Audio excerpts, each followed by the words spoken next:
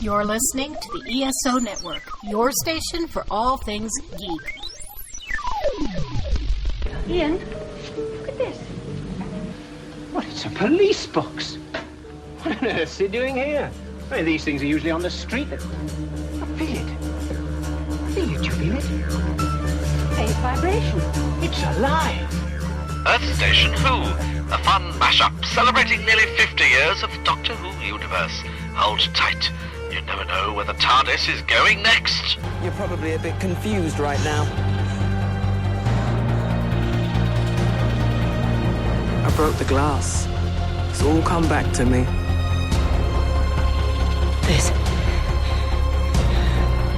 What is this? That's my ship. What? Let me take it from the top. Hello, I'm the Doctor. I'm a traveller in space and time. And that thing buried down there is called a TARDIS. Time and relative dimension in space. You're gonna love this. Hey there, fans. Welcome to another episode of the Earth Station Who podcast. That's right, folks. We are back, and we are here to talk all about the Paternoster gang. That's right. We're visiting Strax, Jenny, and, of course, Madame Vastra about their second season, and it's going to be a lot of fun. It's going to be talking, more adventures, and it took a turn that I wasn't expecting with these stories, and it's going to be a great time to talk to my gang. Let's talk to, of course, Mr. Mike Gordon. Howdy. And Mary Ogle. Hi, everybody. It is fantastic to be here, and I do mean fantastic. Wow. This is going to be interesting. She's in a really good mood, folks. We got to, treasure this moment. This is awesome. Because it happens so seldom. Exactly. It's like, oh, grumpy Mary's back. It must have been a hard day with work or something.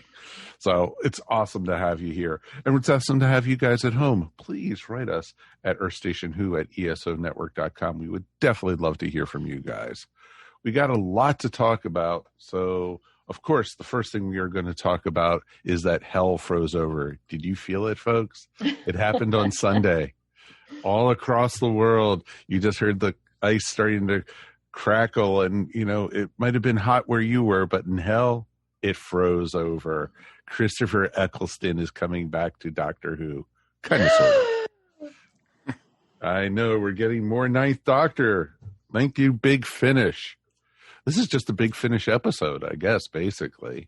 Well, that's all they've mainly been this year is Big Finish news. They've been on top of everything, and I don't know. I don't want to say they've taken advantage of a situation, but they've taken advantage of a situation. You can blame them. They're not stupid. No. I give them all the credit in the world. They're making a lot of stuff happen, but.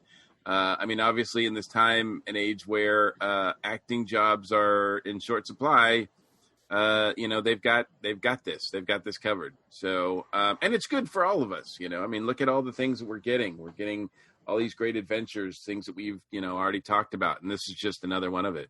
I think for me, the big first shoe dropped when a few years ago he started doing conventions. When Chris started doing conventions, I thought, okay, now there's chances where he's going to come back as at least didn't do some Big Finish. No, agreed. Actually, That's what we had talked about that on the show, that it was just a matter of time till Big Finish came calling.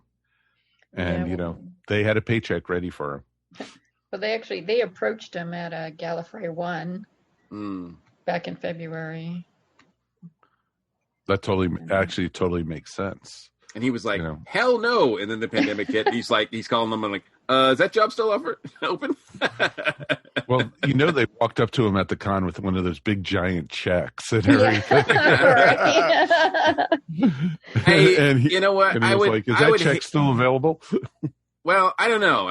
It would be kind of interesting. We'll never know this probably, but it would be interesting to see, what the pay scale is as far as the talent that Big Finish is able to get. I would imagine that, Chris and David and Tom are near the top. Oh, of course. Oh, I'm sure. Yeah.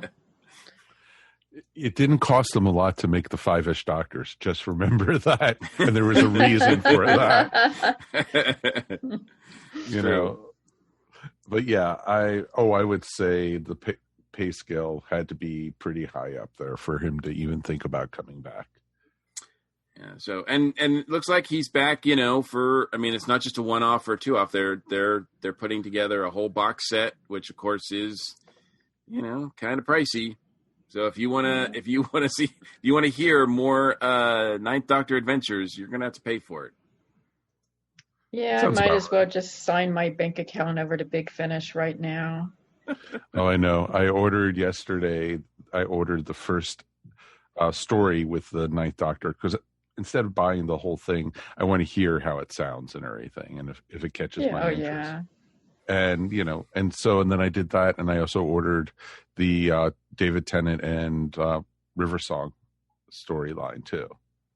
That you pre-ordered for, because I'm sure we're going to review it. You know, we're going to be reviewing everything on the podcast because we don't have anything else to talk about. We will have plenty of time. With regular Doctor Who not coming back for, like I said, I predict 2022. We got a lot of time to listen and review, and unfortunately there's a lot of good stuff. So good stuff potentially, as many people who probably listen to this have figured out. I have a kind of mixed association with Big Finish. I really respect what they do, but sometimes the execution is not to my liking. So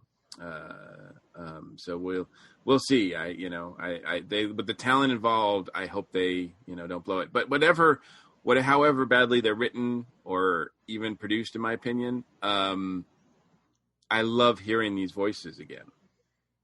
It always comes down to the writing. Of course. I mean, it's just like the TV show. If the writing's bad, yes. Well, the writing's bad. But yeah, they've been uneven. I will say that. Oh, I'm sure it has been pretty crazy with what they've done. Some stories are really good, then some are really bad. We're going to talk about that in a little bit, actually. So it should be a lot of fun to, see what they do with the Ninth Doctor. And they haven't said if it's going to be the Doctor and Rose, the Doctor, Rose and Jack, or if it's just going to be him with a new companion or him on his own. Yeah. If at some point they don't, sort of mix up some of their talent, like in particular, the Ninth Doctor and River, is just something that I'm like, yeah, I will sign my check over to them for that. Oh yeah, I don't see how they can pass that up. No. Oh God, no. And it's interesting because I had 5 minutes into the podcast written down till Mike Gordon talked about the Doctor. We should have taken bets. River. So, but yeah, it's guaranteed. I could almost, within a year after the first one comes out, you're going to have a Ninth Doctor and River Song story. I could almost guarantee it. Yeah, I'm really curious to hear how that's going to go. So, and yeah, so if it doesn't have Rose in it, like when does it take place? Is it a prequel to what, before Rose? That would be really interesting, right? Yeah, that would be fun, actually. I kind of wish they would do that. Well, he was supposed to have adventures because you remember in the first episode, Rose, that guy had all those pictures and drawings of the Ninth Doctor. It's true. In different places. So yeah, they could fill in a lot of gaps. I know. It's pretty awesome. It's pretty awesome that, they could do stuff like that, because the Doctor was at the Titanic. That could be a story right there for Big Finish. The Doctor was at JFK's assassination. He could be running into the Umbrella Academy or something. It would be really cool. There's so many different things that they could do. So now that would be a crossover. That would be awesome. The Umbrella Academy and the Doctor. And then the Doctor. Yeah. And it does seem like, granted, it's hard to tell, but, when Chris, that first episode that he's in with Rose, you don't get the sense that he's still cooking. No. Yeah, he seems fully formed. Yeah, exactly. So the only thing he hadn't seen himself, because he looked in the mirror when he was at Rose's apartment, and he was like, he looked at the ears and says, "Oh, could have been worse." Oh, And that's it's a good like call. he had, Wow, I and he forgot had, about that. and he Yeah. hadn't seen himself like that, you know. Well, maybe he But- just didn't like looking in mirrors for like the first 1,000 years or so. He just Wibbly avoided wobbly, them. Tommy Wobby. Maybe he just got his hair cut. Wow. Like the rest of us. Trust me, I know. So yeah, it's pretty awesome. I'm looking forward to it, and you know, if I do like it, I will go out and buy the other 3 parts, because I think it's 4 different stories that they're doing to start with for the first box set. Yeah, it's And 3 stories. It's a 3. Yeah, But they're it's not- 4 sets of 3. Ah, gotcha. So and they're only $19 each if you download them right now. So get it before it goes up. And it will $19 go for up. each one, or for 3? No, for 3. each one. I got you. Okay. Yeah, for the three episodes or whatever they're doing. Sometimes their pricing is odd. I don't know. I know they have specials and everything when you pre-order, but you know, for example, like the series that we're doing, Paternoster Gang. You know, if you go and look, that first one's $25. The next one is $30. Then it goes to 25, and then it's 20, and it's like, Yeah, I can never figure that out. there's no consistency there. It just seems like whenever I need to get one, that's when it goes It's up. the price, yes. That's when it Yeah. becomes 30. Yeah, it's like, oh damn. Yep. If you want the Ninth Doctor Adventures Volume 4, they're doing a limited edition vinyl edition of that for $47. Yeah, that was tempting, but I can't do Yeah. it. Mm. Yeah, I know. But I bet that's cool. Oh, I'm And that, sure. you know, what's cool about that too is that that's a cool thing to get signed. One thing I will say about Big Finish, you know, we talked about some of the inconsistency with the quality. Their cover art always looks spectacular. That's Like, true. They always have gorgeous cover art. So I guess in May, we're going to have a lot to talk about, because we're going to have this. We're going to have the Doctor and River Song. We're going to also have the Rory Adventures in May. So it's going to be a lot of Big Finish for us to talk about. Yeah, So prepare, folks. Meanwhile, River and Paternoster Gang and Missy are still continuing, as well as all the other, like, I don't know, they've got, now this will be 10 Doctors they've got series of, right? Yep. Yeah. Well, well, there's also some Capaldi out there, I thought I saw. Is there? Isn't that just like somebody's reading a book? They're not Most likely. like a full it's that. cast thing. Yeah, I don't think we've got Matt or Peter yet. Well, give it time. Oh, Give it time. no. Matt has read a story, but he hasn't. It wasn't like a full cast thing. Gotcha.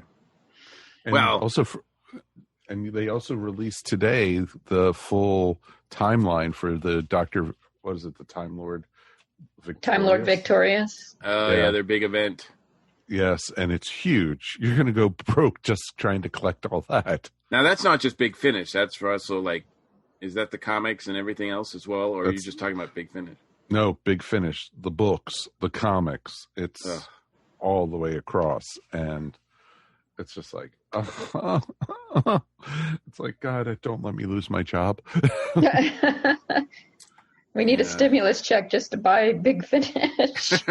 Yes. Well, Yes. you know, we're helping support the English economy. Yeah. Yes.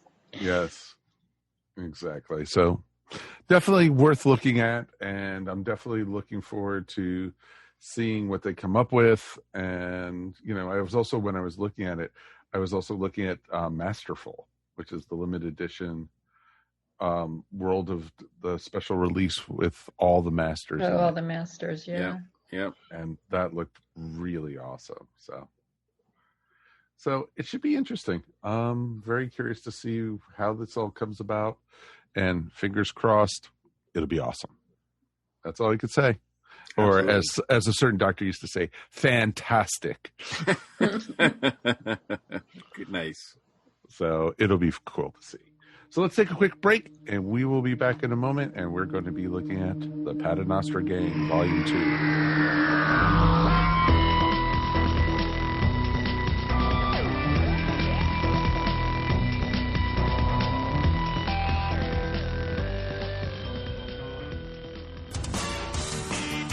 Hey, weird podcast people! Join us every week on the FlopCast for a half hour or so of silly conversation about comics, music, Saturday morning cartoons, old movies and TV shows, and chickens. It'll be our little secret. Find us at flopcast.net and on the ESO network.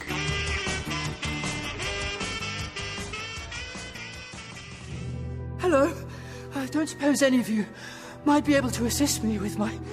Oh, hello. What a big head you have. Did I just say that out loud? I presume I am now allowed to kill the annoying child? Coming soon from Big Finish Productions. I've heard tales of Spring-Heel Jack since I was a girl. They used to say he looked like a man, but when you got up close, his eyes are flaming red. He breathes blue fire and has claws of metal. He's not real, it's just folklore. Much like yourself, Mom. Thomas Karnacki? No doubt you've heard of me. I have of late proven quite the adept when it comes to supernatural investigation. Diplomatic territory? A peace conference? Here? Oh, the shame of it. The dead had been seen to wander the cold stone corridors of Castle Creighton. No, that's quite impossible. Quite. Another disappearance. That's 5 this past fortnight. Jack! Whatever disagreements you may have, this place will not be your battleground, for it is protected. I'm afraid I will have to use the process on all of you.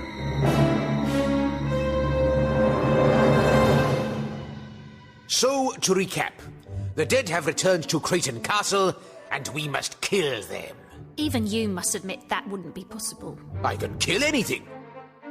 Big Finish. We love stories. The dead.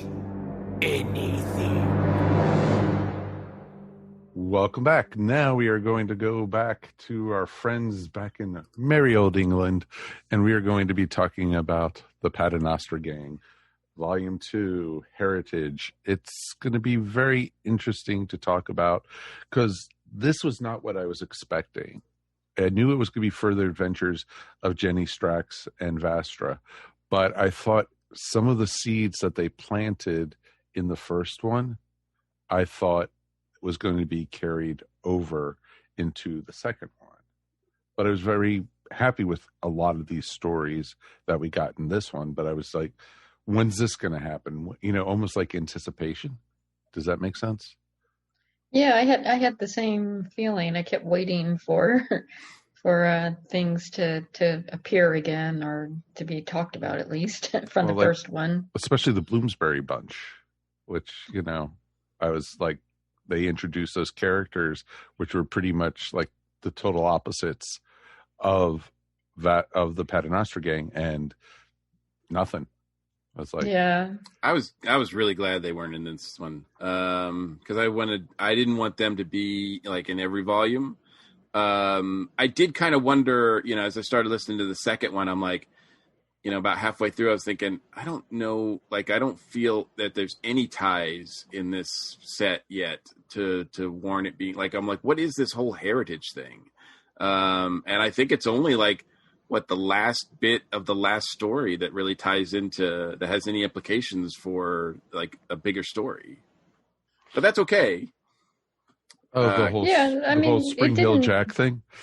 No, the whole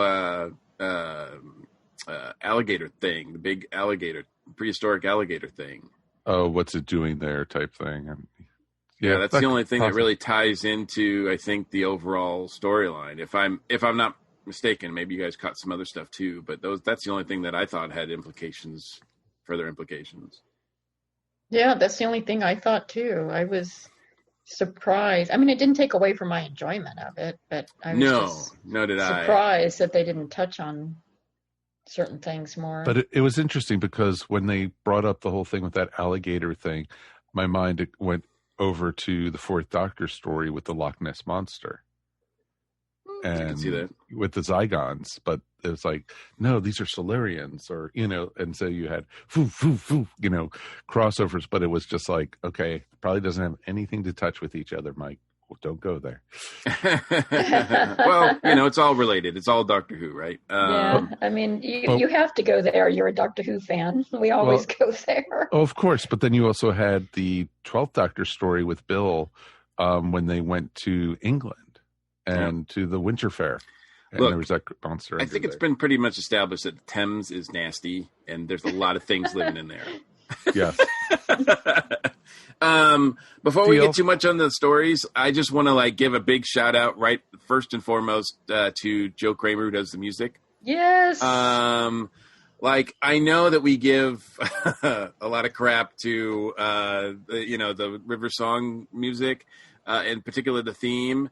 But my God, this music is amazing, and it's I perfect. Wish that Joe had been hired to do the River Song series, because I know he's done some other Big Finish, and there's a nice interview with him at the end of in the last making of disc or whatever that you listen to, he's he's like the MVP of this series. I mean, the stories are great, the voices are awesome, but man, that music just is perfect. Yeah, I was going to do the same thing, give a shout out to him, because wow, what a difference. Isn't it amazing what a difference music makes? I enjoyed the music in this one. Yeah, come on. I missed my eardrums bursting. Come on, I mean, it just went it had so much personality. It had the personality of the characters and the setting, and he just really set a certain mood, like a sort of lighthearted, playful mood that worked so well.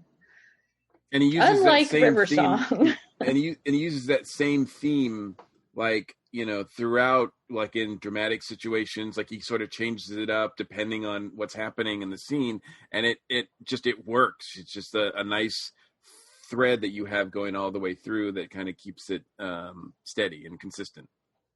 Yeah, he ties everything together, but not in a boring way. No, not at all. I actually, after listening to this, I was like, do they just put out the soundtrack to this? But what's really cool is that, again, at the end, that last segment where they're doing the interviews and behind the stage, they have 10 minutes of just music that they have for you to listen to, and that's great too. Mm-hmm. It's really nice that they do that, and the interviews were good, and the stories were fun, and we actually got a first story written by Dan Starkey. Yeah, Strax himself. Yeah, I love it when the actors are so invested in the characters that they want to participate in the stories. And Dan's really talented. That was a fun way to kick off this second volume. Mm-hmm. It was great, and glad, and I would fully expect, I'm writing this story, so I'm going to be the big main focus of it. And he didn't. He gave equal time to each of the characters, which was awesome. Yeah, and I thought he wrote the characters really well. I mean, he knew them. Yeah. Not just his own character, but Vastra and Jenny their voices sounded, very, very like they do in the TV show, and I appreciated that. Oh, very much so. And it was fun, and I'm glad we got good stories with these and everything with each one, and each one was well rounded. The last one was my least favorite, I think. But I liked the first two a lot. So, and I like how they handled everything with it. Like the middle one's almost a Philip Hinchcliffe. Oh, very much so. Oh, very much so. I felt that too. Yeah, I enjoyed all three. I'd say this was and I enjoyed the first volume a lot too, but I think this was even an upgrade above that. I thought all the stories were solid. I don't know. I don't want to pick on one to be weak because I enjoyed them all pretty much equally. I liked the fact that they were varied, and they were all just a lot of fun. The reason I thought the last one was the weakest one, though I still enjoyed it. I'm not saying it was bad, but it had a trope that I've just heard a lot before, where the bad guy is really a good guy. And that's Doctor Who, though. Yeah, I mean, it was a little obvious, but it still was well written and fun to listen to. Oh, very much so. I liked with the second story that you had it from the ghost hunter's point of view. Yes, Karnacki. Yeah. I had no idea that Karnacki actually, this is my introduction to Karnacki. I had no idea that he's like a character from English literature, like has a history. Yeah. Oh no, he's a legit character. I've heard of him, but I've never read any of the stories. No. I like I said, this is opens up a whole new door for me. Yeah. You even have basically Strax gets eaten by a house. It was pretty awesome. As you do. Of course. He is Dan Starkey is amazing in this too, in all three. I mean, he's just his delivery. You never know what he's going to say, but it's always going to be pretty much amusing. It's like they really have fun with Strax in these. Mm-hmm. Very much so. And I thought that's what it was. Strax, for me, Strax was the funnest character in this. Basically you had Vastra as the Sherlock Holmes type, oh, I could solve this. This is how it's going to, be done type thing. And then you had Jenny, who was the basically, oh, you think I'm just the dainty woman? Let me show you type thing, and that was really awesome. And it definitely, sounded like Katrin really sunk her teeth into being Jenny this time out, even more so. She got some meaty parts. I think she shines in this more than, I think I was kind of surprised afterwards. I was thinking about it, the three stories, and I'm like, Vastra didn't do a lot. No, I know. Jenny was really like the main woman of action, main character of action in these stories, which I found very surprising. Like in all three, she's the one that gets stuff done. No, yeah, exactly. She's the protagonist most of the time. The story usually revolves around her, and she does a good job with it. Mm-hmm. No, that's really part of the fun of it is that she was, she was willing to, be sacrificed for the aliens in the last story. She was willing to, go up against the ghost, and it's just like, Jenny, go. It's like, it was pretty awesome. And that's what was pretty awesome about it. And the comic elements are really nice too. I mean, they don't fall flat. It's sometimes hard to get that across in audio, but Dan Starkey just does such a great job with Strax. I could just listen to him all the time. Yeah, I started writing down my favorite quotes for him as we were going along, but then I was just like, I'm going to run out of paper. Tell everyone how good he was. By the first story, I was just like, yeah, there's just too many here. Whether he's talking about ducks or his crabs. Or oh my God, when those crabs got his crabs in the sewers. Or crabs. It's like he's like, one of my favorites is from the second story when he's like, what's the big deal? It's just a big mouth in a room, and they're like, don't you find that odd? He's like, if I go in a room and I see a big mouth, I just want to punch it. Yeah. I only have one thought, and that's to punch it. I was like, yep, that's Strax for you. That is totally Strax. That's funny. No, it was interesting to see and hear the different things they had going on. And, Strax is not a master negotiator. I would not put him in any peace treaty. But it was interesting them having to do it in the whole thing at the house, and it sounded like the house got pretty much destroyed by, the assassination attempts and everything in the first one. Yeah, would not want to be the one who had to clean up after that dinner we had. Oh, and some of the food. Oh, that was just yes. It's like, I have a weak stomach when it comes to our dog food. Can you imagine what it was like with that stuff? But it was good. I enjoyed that.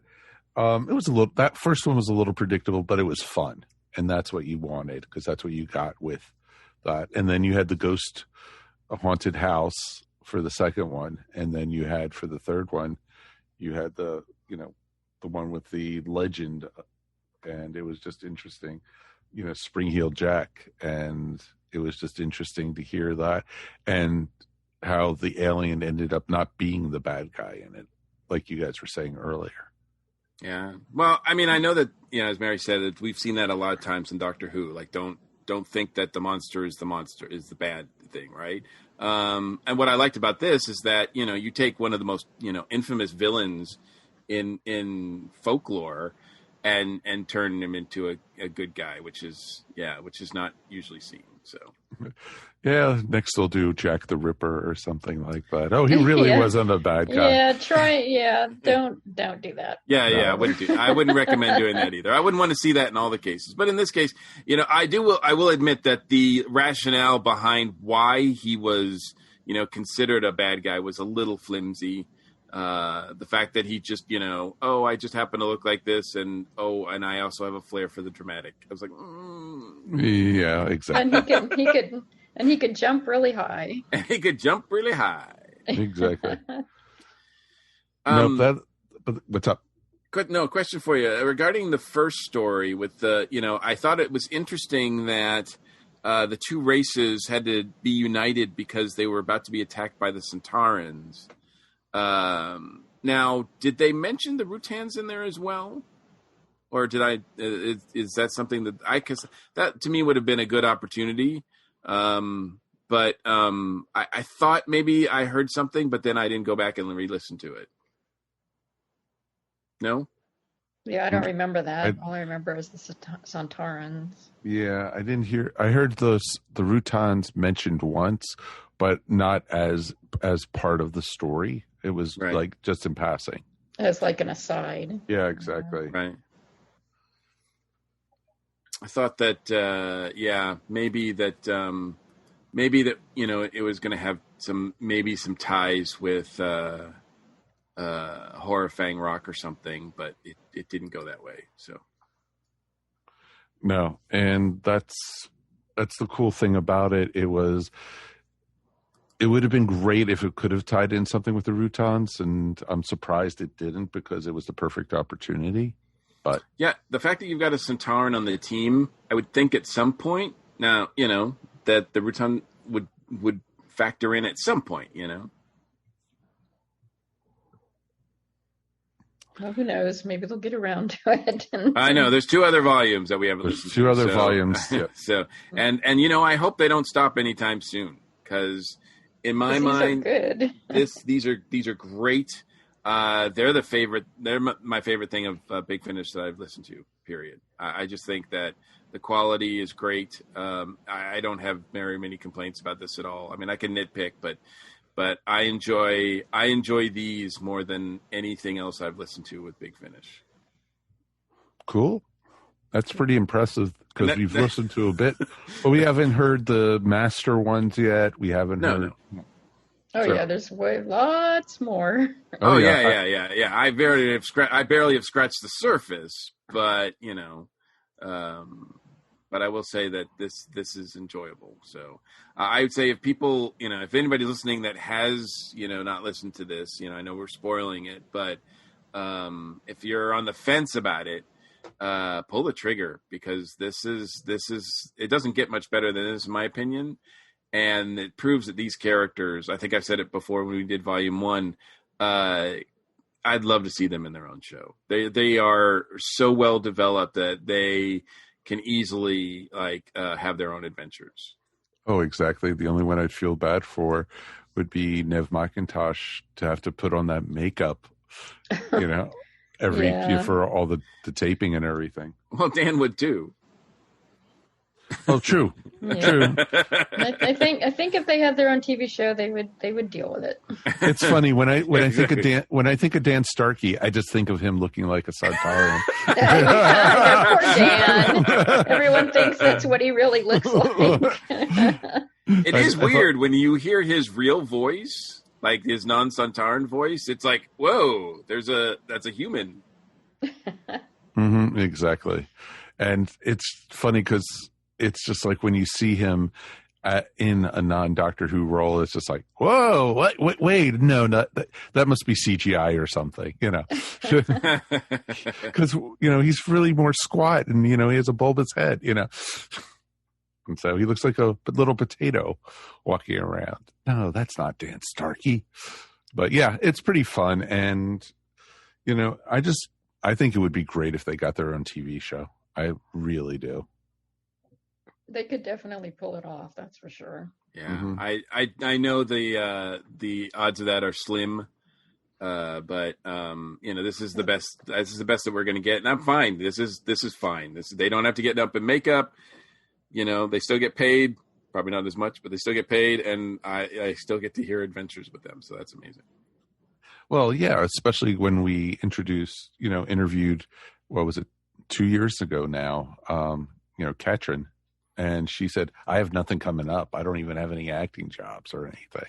Yeah, she was the last person they talked to about this, actually. It sounds like right from the beginning, Nev and Dan were in on the meetings when they first started talking about, and then when they first acquired the rights to do this. And I just sort of wonder why she was left out in that meeting. I'm like, that's weird. But, I'm glad they're all there.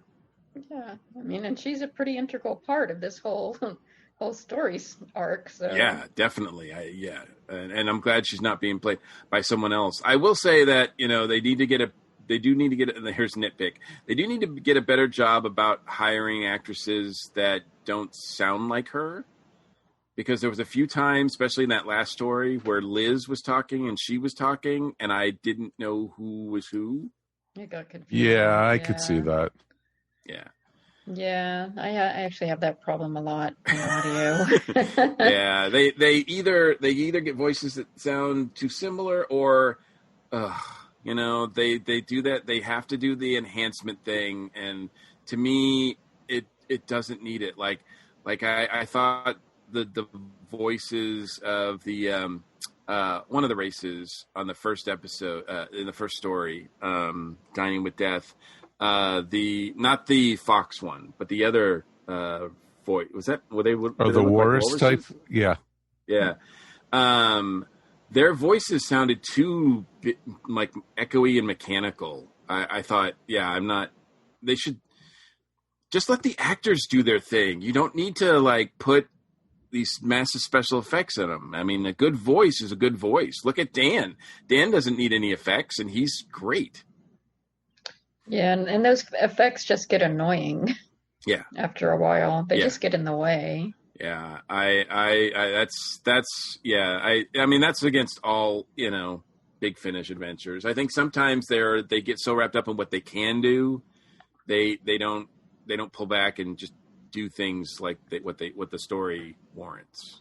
Yeah, because you can do it, that doesn't mean you should do it. Exactly. And I think that they suffer a little bit from that. Not a lot. That was the only time that was a factor, was in that first story for me. And then the second and third, I thought they were fine.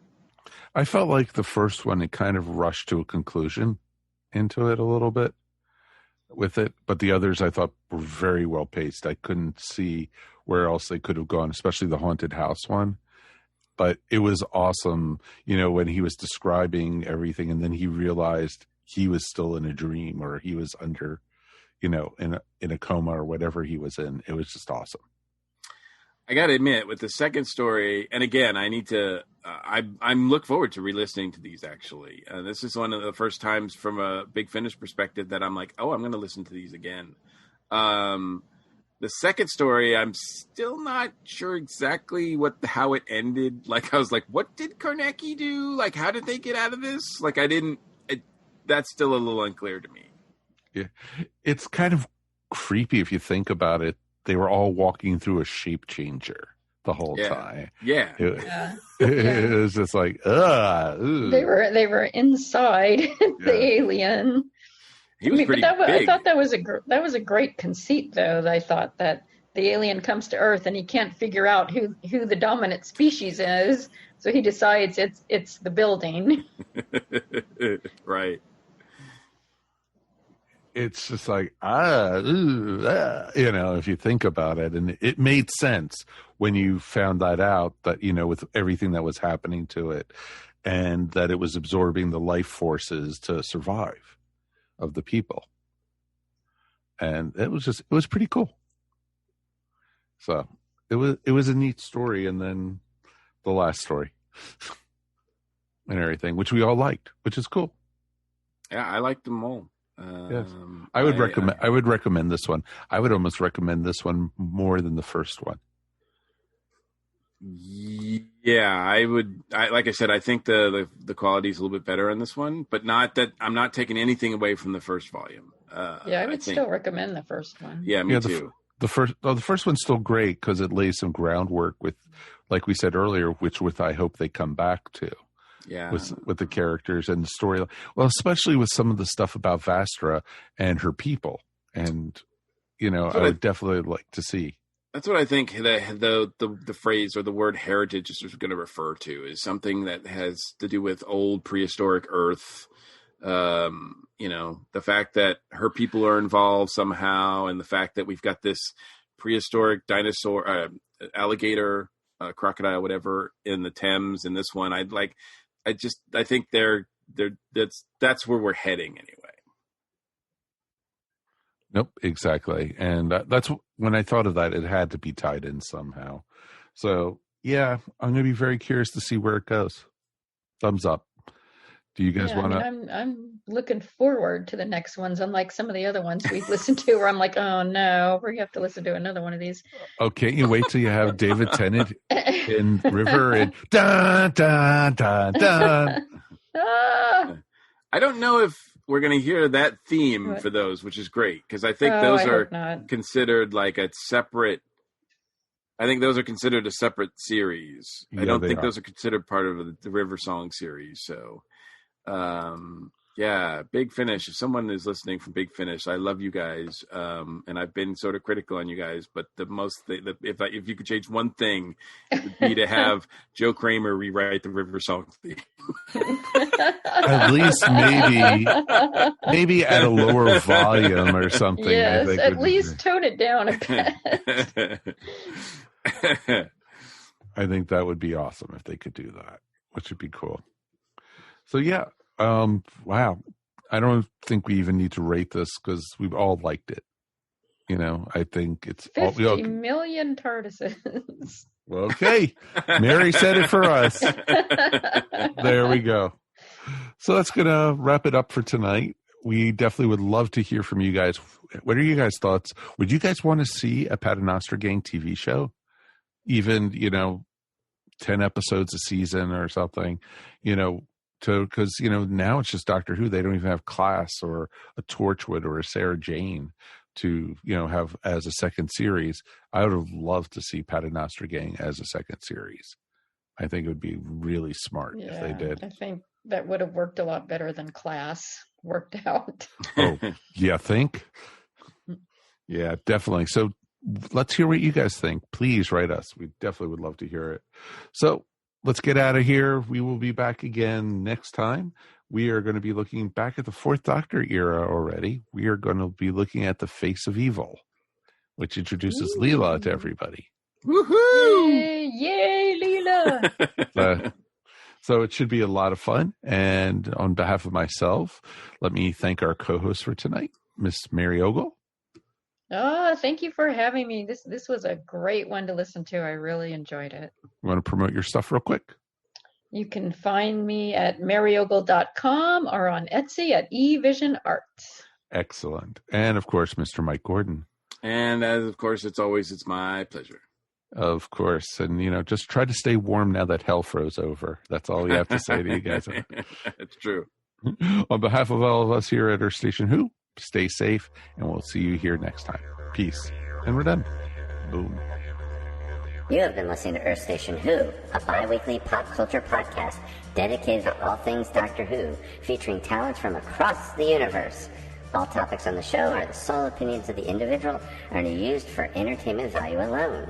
You subscribe to our podcast up on iTunes, Stitcher, or follow our blog at www.esopodcast.com. You can also follow us up on Facebook, Twitter, or Google+. If you enjoyed the show, please leave feedback up on iTunes.